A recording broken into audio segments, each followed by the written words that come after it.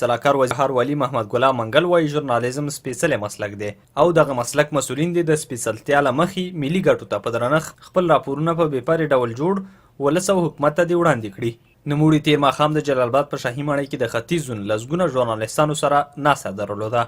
دغه غونډه چې تېر ماښام په جلال آباد شاهي ماڼۍ کې ترسره شوه د ختیځې سیمې ژورنالستانو پکې برخه لرله.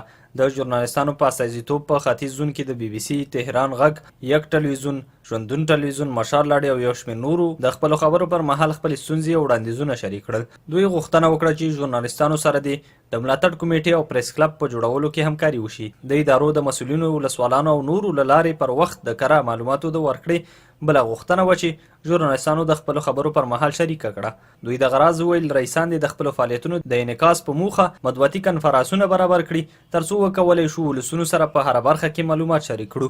دوی همداراز وړاندیز وکړ چې د فساد پر ضد کمیټه کې د ژورنالستانو ته ونډه ورکړل شي او په ځینو مهمو مسایلو کې د ویان ترڅنګ د ولایت مقام رهبري معلومات شریکولو کې همکاري وکړي. ژورنالستانو د ولایت مقام مطبوعاتو دفتر او د ولایت ویان عطاالله خوږیاڼي کړنې وستایلې او مننه یې ترې وکړه چې له دوی سره پر وخت معلومات شریکوي. سلاکار وزیر او ننګرهار والي محمد ګلام منګل وویل ژورنالستان په خپلو ټولو چارو کې خپلواکه دي خو باید ملي ارزښتونو ته په ځانګړي درنښت او پاملرنې سره خبرونه خپاره کړي. ښاغلي منګل وویل چې ژورنالستان دې د داسې راپورونو ورکولو څخه ډډه وکړي چې د ټولنې په زیان تمامیږي.